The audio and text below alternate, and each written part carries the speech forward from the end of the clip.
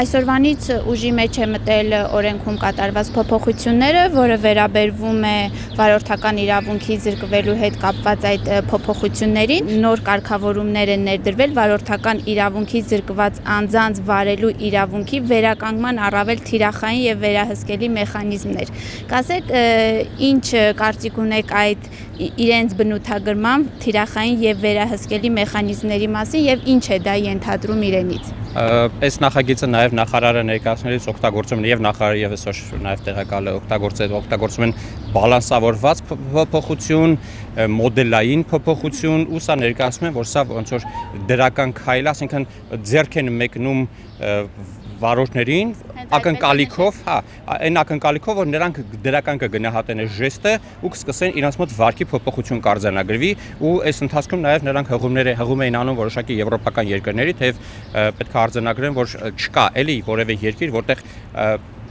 ավանսով արձանագրի վարորդի վարկային փոփոխությունը։ Ընդ որում ինչն է խնդիրը, որ երբ որ նախարարը ներկայացնում էր այս նախագիծը ազգային ժողովում, Արթուր Հովհաննիսյանը հստակ ուղիղ հարց տվեց, ասեց օրինակի համար չի կարելի տարբերակել, եթե մարդիկ շատ վատ խախտումների համար են զրկվել, օրինակ խմած վարելու, իրանց օրինակ այս նախագծի տակ չմտցնենք, որտեվ դա այն գիտակցված, կանխը մտածված շատ վատ հանցագործություն, ընդ որում զրկվելու համար մարդը ոչ թե պետք է շատ քիչ խմած լինի, այդ դեպքում 5 բալ է ընդամենը պահվում, այլ պետք է բավականին շատ խմած լինի ու այդ խմած վիճակով նստի ղեկին, բայց Արփի Սարգսյանը պատասխանեց, որ տարբերակում չեն նախատեսում, դա արդարացրեց, որ նրան որ բարդություններ է լինելու ներդրման մեջ նախագծի, բայց իրականում փաստն է նա, որ այս նախագիծը բերվել է հատուկ հենց նման խմած վարորդների համար, որովհետև իրանք մի քանի անգամ նշեցին, թե քանի անգամ խնդրեցին եւ Հայկ Սարգսյանը եւ Արթուր Հովհաննիսը երբ որ խնդրեցին տոկոսային ասել, թե քանի տոկոսն ա եղել այդ մարդկանց խմածության պատճառով զրկվողները,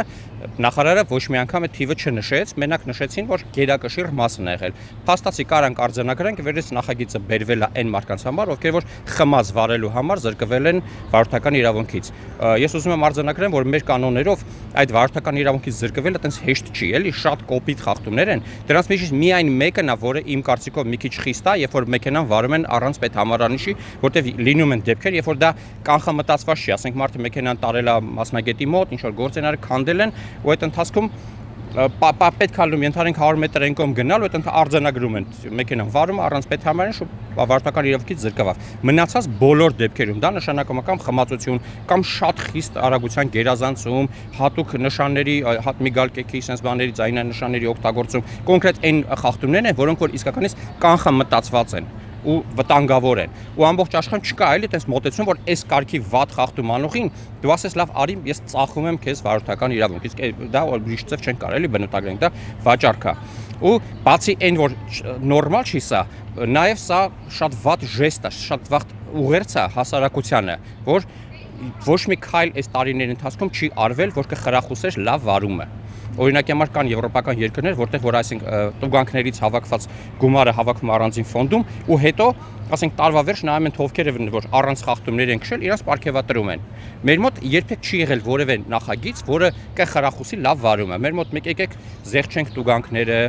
եկեք աշկ փակենք հսկայական թվով խախտումների վրա, հենց հիմա ասում եմ գնանք մանկապարտեզների կողքը, նայեք թե քանի ծնող է երեխային գիրկը նշած քշում, առանց քարսիթի, գնանք ցանկացած խցանման մեջ, նայեք թե քանի տոկոսն է վարորդների, որ առանց ամրագոտի է քշում, այդ բոլորի վրա աշկ ենք փակում։ Հենց հիմա գնանք ասենք Երևան մոլի դիմաց կանգնած համարը փակած խախտումով կայանած տաքսի մեքենաները, բոլորի վրա աշկ է փակում պետությունը։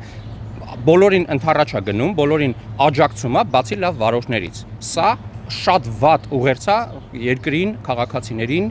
ու դրա համար ամբողջությամբ այս նախագիծը ես գնահատում եմ խայտառակ վատը ու ակնկալում ենք, որ վաղվանից արդեն այդ վարորդներին ու 15000-ը իհարկե ամբողջությամբ անգամից չեն գա փողոցներ, որովհետև դրանց մի մասի մի տարին զրկվածության դեռ չի լրացել, բայց շատ մարդիկ կային, որ հրապարակում ցույց էին անում, նշում էին, որ արդեն 3 տարի է մարդը չի կարող տեսական քննություն հանձնի։ Այսինքն մենք ունենք փաստ, որ մարդը շատ վատ խախտում արել զրկվել ապրավից, չի կարող նույնիսկ տեսական քննություն հանձնի,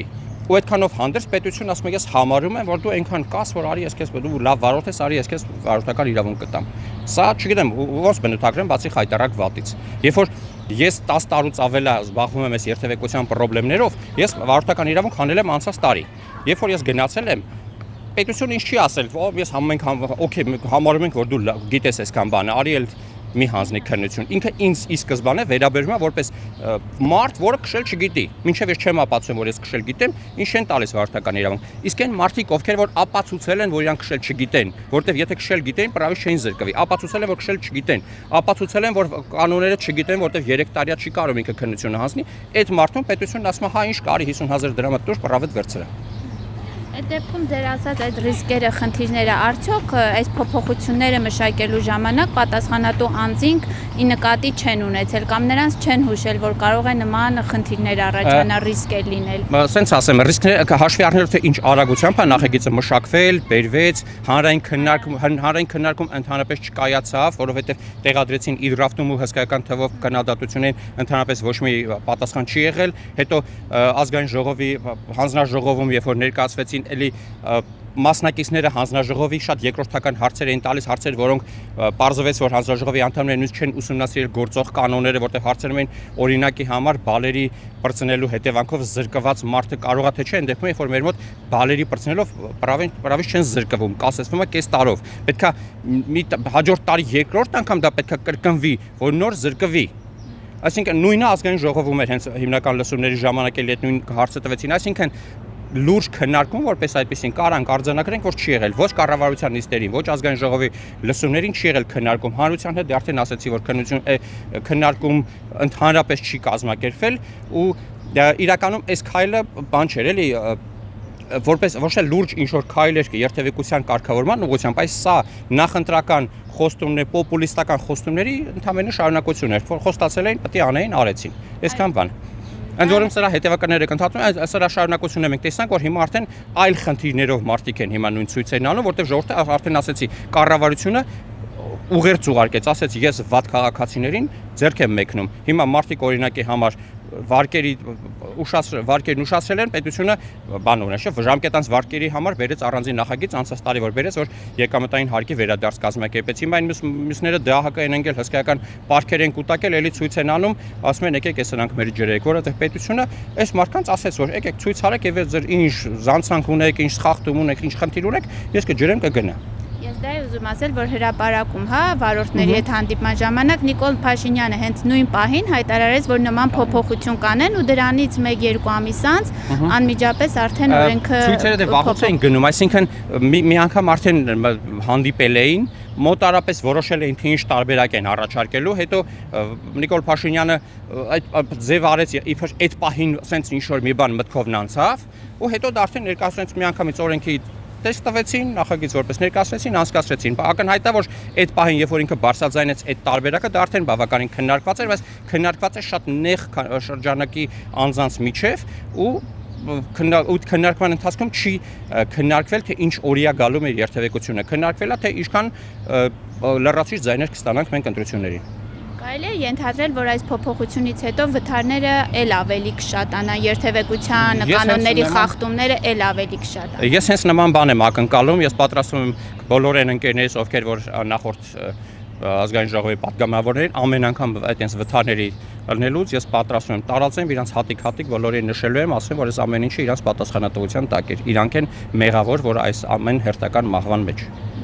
Եվ այսօր նաև նոր փոփոխությունների մասին հայտարարվեց, մասնավորապես, որ տեսական քննությունից հետո ոչ թե 1, այլ 2 տարվա ընթացքում կարող են գործնական քննություն հանձնել։ Այն որ ժամկետը երկարացեցին տեսականից մինչև գործնական քննության մասով, այս մասով քննադատելու բան չունեմ, մենակ կասեմ, որ իրականում ոչ թե պետք է ժամկետը երկարացնել, այլ ռեալ փոփոխություններ են պետք համ տեսական հարցերի մասով, համ գործնական քննության մասով։ Մեր մոտ գործնական քննությունը շատ առաջերտին խնդիր մենք ունենք նրա հետ կապված, որ թեև օրենքում ամրագրված է, որ այդ ամբողջ քննությունը պետքա տեսաձայնագրվի, բայց դա մենք մարզերում լիքը տեղեր ունենք, որտեղ որ չունենք մենք այդ մեքենաները, դա չի տեսաձայնագրվում ու դա հսկայական թվով բողոքների պատճառ է դառնում, որտեղ մարդիկ վստահ են, որ իրանք նորմալ քննությունը հանձնել են, բայց տեսուչը վստահ է, որ խախտում, պնդում է, որ խախտում է, ընդ որում ես ինքս գիտեմ բազմաթիվ դեպքեր, երբ որ իրականում այն ինչ որ տեսուչը պնդել է, դա խախտում չէր, որտեղ դա հին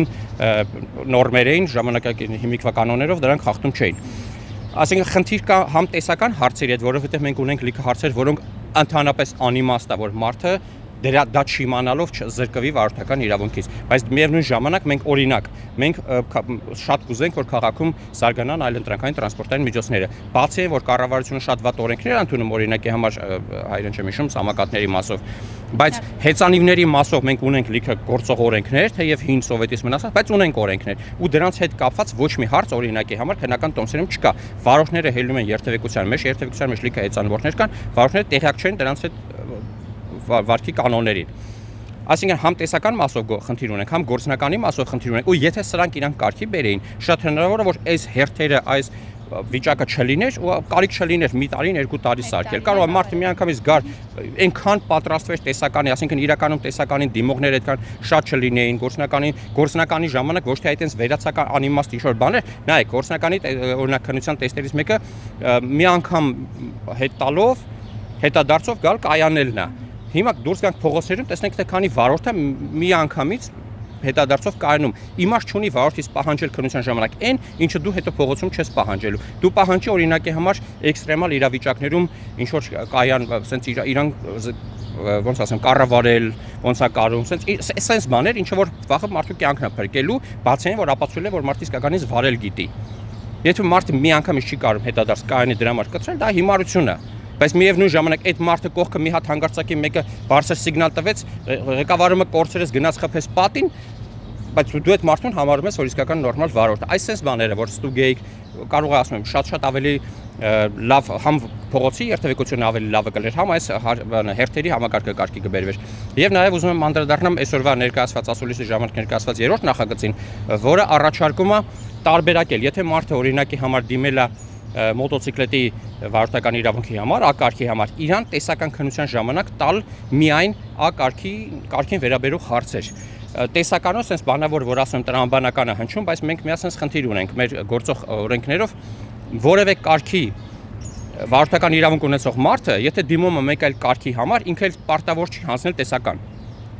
Ու խնդիրն է, որ այս նախագծով այդ նորմը չի փոխվում։ Ստացվում է, որ մարդը, որը ուզում է, ասենք, մոտոցիկլետի վարորդական իրավունք անի, եկավ 10%-ը, 15% ամբողջ ճեկի սովորեց, եկավ տեսականը հանձնեց, իհարկե, որովհետեւ հենց դա, սա իմաստը ասում են, տեսականը հեշտացնենք։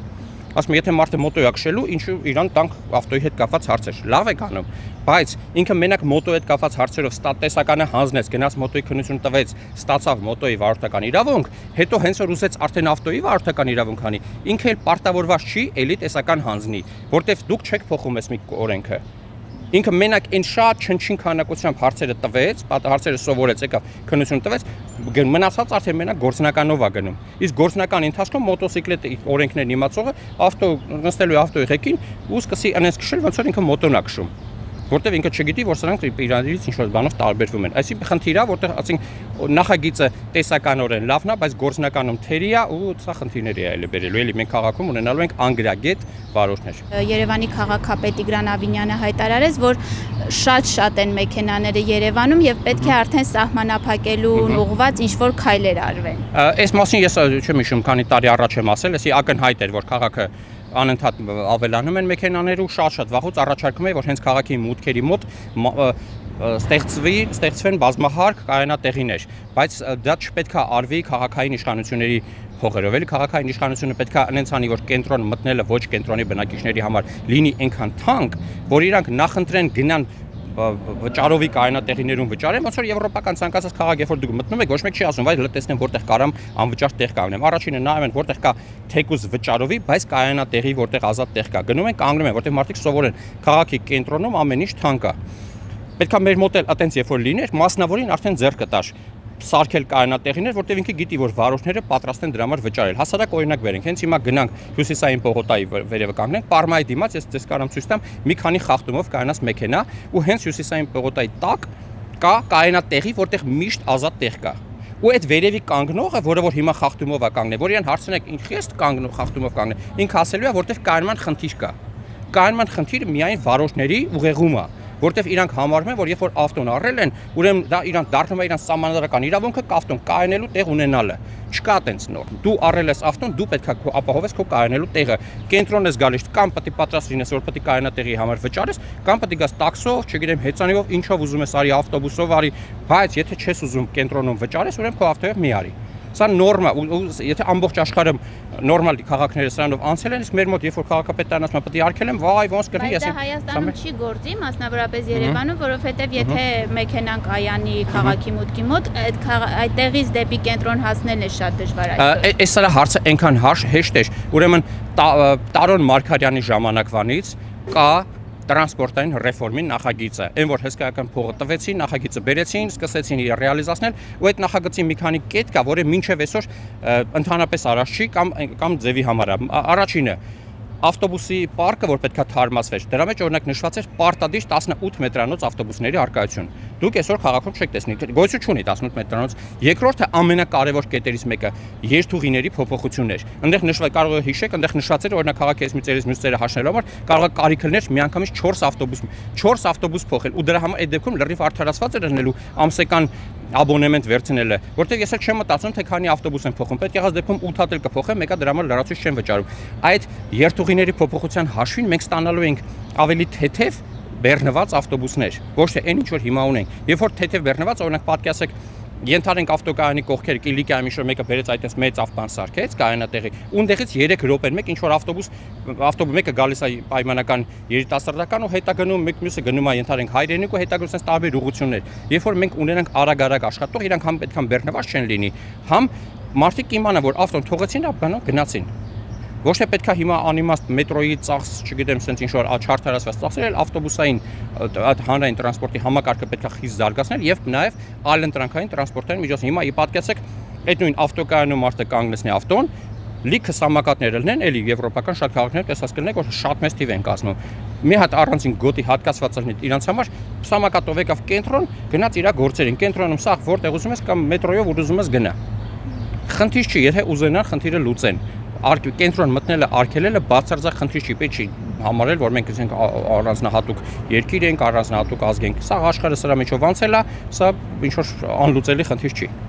Բայց այնուհանդերձ այդ բոլոր ձեր ասած փոփոխությունները լավ են, բայց իրատեսական չեն, հա, Հայաստանում մոտակամ, չգիտեմ, 3-4-5 տարվա ընթացքում, բայց այդ տարիների ընթացքում մեքենաները կշատանան։ Շատ իրատեսական, հանգիստ կարելի է իրականացնել, եթե իշխանությունները ունենան այդ քաղաքական կամքը։ Եթե ունենային արդեն արած կլինեն ինչ-որ քայլեր։ Ուզում ասեմ, խնդիրը լուծելի է, եթե ունենանք այն իշխանությունը, որ պատրաստ է այդ լուծումներին գնալ։ Հիմա մեր խնդիրը իշխանություններն է։ Մենք չունենք քաղաքային իշխանությունները, քանի տարի հենա վարչապետը ասաղորը հեծանիվ է քշում, բայց երբ որ առաջարկում ես, որ այդ ուղղությամբ որոշակի քայլեր անել, օրինակ հեծանվուղիների մասին գիտեք ինչքան ժամանակ է, համ քաղաքային իշխանությունների մակարդակով, թե զրույցների մակարդակով գնում է։ Մինչև այսօր օրինակի համար, եթե ես հեծանիվով մտնեմ մետրո, եթե նախկինում ժետոնով էր, ես երկու հատ ժետոն եկուցում ինքը երկար էր պահում հեծանիվով անցնում էր։ Այսօր այդ տարբերակներ վերացավ, որ հələ չէին մցրել իրանք այդ միասնական տոմսային համակարգը, երբ որ ավականիում այդ հարցը բարձրացվեց իմ միջնորդությամբ։ Մինչև հիմա այդ խնդիրը լուծած չի։ Ես հեծանիվ մտնելու դեպքում չեմ կարող կրկնակի վճարեմ, որտեղ իրանք համակարգը չի նախատեսել այդպես տարբերակ։ Մի հատ պետք է անցկացնեմ, բացում է, շատ արագ փակվում, հետո մի հատ էլ եմ անցկացնում, էլի բացավ, էլի շատ արագ փակվավ։ Վերջ։ Նույնը ավտոբուսներում, աստաբանը օրենքում մինչև հիմա չկան տարբեր արգելվում ավտոբուսների մեջ հեծանիվ մտցնելը, տրոլեյբուսներում նախկինում չէր արկենում, հիմա այդ տրոլեյբուսներին չի վերաբերում այդ արգելքը, բայց այն հին տրոլեյբուսների հետևի մասը լավ մեծ էր հեծանիվով կարող էի մտնել, հիմա չեմ կարող, որտեվ նոր տրոլեյբուսները արդեն անհարմար են։ Այսինքն ոչ մի քայլ չի արվում այդ ուղղությամբ, իսկ դա այնքան հասարակ բան է։ Ռուսական չեմ հիշում, որ քաղաքում է, ուրեմն քաղաքապետ էր եկել մարդ, որը հենց ինքը երիտասարդ տղա էր ու հեծանվորդ։ Չի ասել մեր քաղաքում հեծանվորդ չկա։ Բերել փոփոխություններ արել, իքա այդպես հեծանվուղիներ, կայանատեղիներ, հեծանիվներ սարքել, 2 տարի հետո քաղաքային տրանսպորտի 20%-ից ավելը կազմում են հեծանվորդները։ Իսկ դա նշանակում է հսկայական բեռի թեթևացում ընդհանուր տրանսպորտի վրա։ Մեր մոտ ոչ մի չեն անում, բայց ձև են անում, որ ինչ որ բան են անում այդ ուղղությամբ։ Ոչ մի քայլ այլընտրանքային, որ ընդհանրապես քաղաքային իշխանությունների մոտ չկա գիտակցումը, ինչքան կարևոր է այլընտրանքայինի զարգացումը։ Պարեկների աշխատանքը ինչպես է գնահատում։ Նայեք, ոչ միայն պարեկ, ընդհանրապես ոստիկանության մասին է խոսքը, որտեղ դրա մեջ մտնում է ճանապարհային ոստիկանությունը։ Ասես մի հատ հասարակ օրինակ վերեմ իրանց աշխատանքի գնահատականի, մի շաբաթ առաջ հայտարարություն տարածեցին, որ գիտեք, հիշեցրեցին սովետից մնացած են կանոնը, որ խցանված խաշմերուկ մտնելու դեպքում նախատեսված է տուգանք։ Հիշեցնեմ, որ դրանից առաջ մի քանի տարի առաջ որոշակի խաշմերուկներում բերեցին վաֆլի գծեցին, որ ոնց որ այն մարդիկ ովքեր որ տարերով գրած օրենքը չեն հասկանում, ոնց որ երրորդ դասարանի ինտելեկտ ունեցողների համար ցույց են տալիս, ասում են, տեսեք, սրա վրան կայանել չի կարելի, այդ էլ չհասկացան վարժները։ Իսկ ինչու չհասկացան, որովհետև եթե ինքը գալի դու ասում ես չի կարելի, բայց ինքը գալիս կանգնա ու դրա համար հետևից պատիժ չի հետևում, ուրեմն կարելի է։ Ես 25 թվին պաշտոնական գրություն եմ ուղարկել ոստիկանություն, խնդրելով ինձ տալ թիվ, թե քանի հոգի է ամբողջ 2024 թվի ընթացքում տուգանվել այդ խցանված խաչմերուկ մտնելու համար։ Պաշտոնական պատասխանը եկել է 0։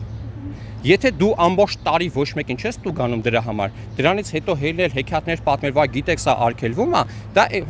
հեքիաթից բացի այլ կերպ չի կարելի բնութագրել։ Կամ նոր օրինակը բերեցի, ասում եմ, հենց նոր որ գալիս է Իսակովի վրան, Պարեկը խցանման մեջ մյուսները դանդաղ գալիս է։ Խցանման մեջ շատ լավ երևում է։ Քանի վարորդը առանց ամրագոտի, քանի վարորդը հեռախոսի մեջ մտած, քանի վարորդը ծխախոտը բերանին, Պարեկները անտեսում են հսկայական թվով խաղ։ Հենց հիմա կամ հելնենք քաղաքում ֆրֆրանք, նույնիսկ եթե ինքը երթևեկության մեջ ինչ-որ միտեղ կանգնած է։ Կանգնած հեռախոսի մեջ մտած են։ Ես եմ գնում եմ, ասենք հեսա մի շաբաթ առաջ գնացել եմ խաչմերուկի վրան ցույց եմ տալիս, ասում եմ, հենց ձեր կողքը դուք այս մայթին կայանաց եք, այն մայթին 3 հատ ավտո հենց հիմա խախտումով է կայաց, դեղինը գծած է, դուք ոչ ման չէ։ Շնորհակալություն, հելնում սկսում են գործ անել։ Քանի դեռ ես այդ հարցը չեմ բարձրացնում, իրանք գործ չեն անում։ Ամեն անգամ կամ ես պետք է անձամբ պետք է մոտենամ, կամ պետք է խնդիրները նկարեմ, ուղարկեմ բարեկային ծառայության, ասենք ղեկավար մարմիններին, բան, որ իրանք մարդ ուղարկեն խնդիր, որտեվ երբ որ իրանք են դրա կողքով անցնում, չի լուծում։ Հենց հիմա գնանք հրապարակում, նայեք թե 4 կողմից քանի խախտումով կանաց։ Երբ որ վարորդները տեսնում են, որ իրանց խախտումների համար ոչ մի պատիժ չի գալիս, եթե այսքան խախտում արեցինք չեկավ, եկեք այսքան անենք, գտնենք այն սահմանը, որից այն կողմ արդեն վայ էսի տեսնում են։ Նշանակում է սա քո քաղաքը ամբողջությամբ կորում է խախտումների մեջ։ Գնանք դրամատիկականի դեմի կայանատեղին, ասում եմ, կայանատեղին նայեք։ Այլ ընտրանքային տրանսպորտային միջոցով մի բան հավել եմ։ Ուրեմն Եվրոպական որոշ երկրներում, որտեղ որ էլի լանդշաֆտը մերինի պես հենց հարթ չի, լավ բան են մտածել, ավտոբուսների ու տրոլեյբուսների հենց դեմից հենց փոքր մեխանիզմ է կպցվում ու 2 կամ 3 հեծանից թույլ է տալիս տանել։ Ասենք մարդը նորքից իջնում է, հեծանիվով սիրուն ավտոներից արագ իջավ մանավանդ խցանումների ժամին։ Վերև բարձրանալուց նույնիսկ վնասած ծնկներին էլի ամեն օր այդ տենց վերելքը քշելը, հեծանիվը կապում այդ ավտոբուսին, հելնում է, վերջում իջնում, ընդ որում դա հենց վարորդի դեմն է, ավտոբուսի դիմացն է։ Վարորդը տեսնում է, որ մարդը հեծանիվ է կապում, տևում է ոչ ավել քան 5 րոպե, դնելը, հետո էլ հանելը։ Լրացիչ, եթե պետք է, նույն իհարկե չեն կարող այդ վճարման համակարգը, որտեղ միջի հիմա չեն ռեալիզացրել, ոչմ իջավ, լիքը մարդ պատրաստ է նորքից, ավանից իջնի հեծանիվով, այդ հելնելու պատճառով չի հելնում։ Այն վաղ ժամանակ, երբ որ ես ավան էի մնում, այն վաղ տրոլեյբուսները կային, այդ մեծ տրոլեյբուսները մեջ դնում էի, դրանով հելնում էի։ Հիմա չկա, այդ սարքը արժի $200։ 5 հատը ծախում են $1000, 5 հատ պատկացեք, ընդհանրապես 5 հատ հելնի, ասենք այդ միասնիկյան բարձրացող գծերի վրան, ինչքան մարդ պատրաստ կլինի այդ հեծանիվով իջնի հելնի գործի։ Ուրեմն այդ սարքերի մասին Հայկոյի ժամանակվանից քաղաքապետարին ասում եմ։ Հայկոյին ասել եմ, հետո իրանց այն ժամանակ ակտիվ քաղաքացի հարտակայել տեսքուներ ուրիշ ձևեր արվում։ Հետո